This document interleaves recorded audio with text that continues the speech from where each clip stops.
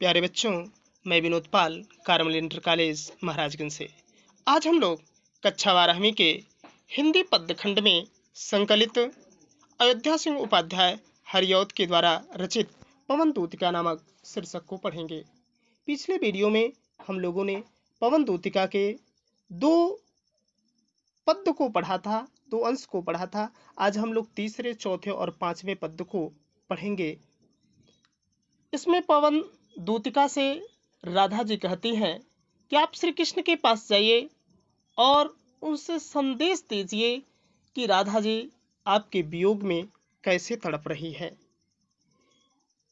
यहाँ पर राधिका जी कहती हैं पवन दूतिका से, मेरे प्यारे नौ जलद से कंज से नेत्र वाले, जाके आए ना मधुवन से और न भेजा संदेशा, मैं रो रो के प्रिय विरह में से बावली हो रही हूँ, जाके मेरे सब दुख कथा श्याम को तो सुना दे। यानी पवन दूतिका से कहती हैं कि आप मेरे संदेश को ले जाकर श्री कृष्ण से कहिए। उन्होंने क्या कह रही हैं कि मेरे प्यारे नौ जलद से, यानी मेरे प्यारे, नौ मतलब नवीन, जलद मतलब बादल, से कंज से नेत्र वाले, कंज मतलब होता है कमल, से मतलब समान, नेत्र वाले में नैनों वाले, यानी कहने का तात्पर्य कि नवीन बादल से शोभायमान, कमल के समान नेत्र वाले। यानी श्री कृष्ण जी का कैसे वर्णन करती हैं कि नवीन बादल से शोभायमान, कमल के समान सुंदर नेत्र वाले, जाके आए ना मधुबन से, मधुबन में जाने के बाद से आप पुनः वापस नहीं आए, और न भेजा संदेशा, और न ही आपने संदेशा भेजा। आप अतिशुक्ति में थोड़ा सा और लिख सकते हैं कि ब्रज के इस मधुबन को छोड़ के जाने के बाद से आप न पुनः यहाँ आए और न ही मुझे किसी तरह का कोई संदेशा दिया। मैं रो रो के प्रिय विरह से, मैं तो रो रो के, तड़प तड़प के आपके विरह में बावली हो रही हूँ। मैं तो आपके विरह में तड़प तड़प कर बावली हो रही हूँ। जाके मेरी सब दुख कथा श्याम को तू सुना दे। पवन दूतिका से कहती कि हे पवन दूतिका, तुम जाओ और मेरी सब दुख कथा को तुम श्याम श्री कृष्ण से जाकर सुना दो।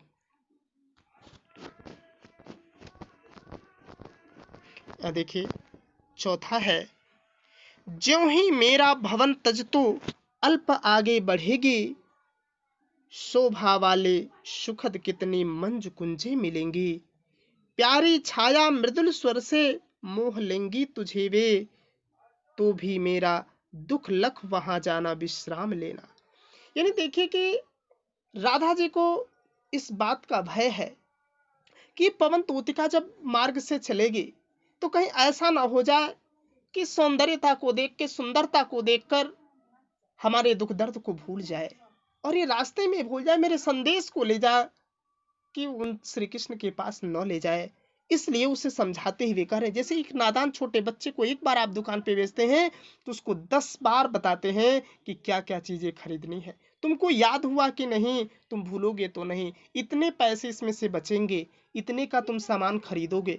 तो उसी तरह की, उसी स्थिति के हिसाब से राधा जी समझा रही है पवन दूतिका से, ज्यों ही मेरा भवन तज, जैसे ही तुम मेरा भवन, मेरा घर, तज मतलब त्याग करके, छोड़ करके तू अल्प आगे बढ़ेगी, जैसे ही मेरे घर को छोड़कर हे पवन दूतिका तुम थोड़ा सा आगे बढ़ोगी तो क्या होगा, शोभा वाली सुखद कितनी मंज कुंजे मिलेंगी।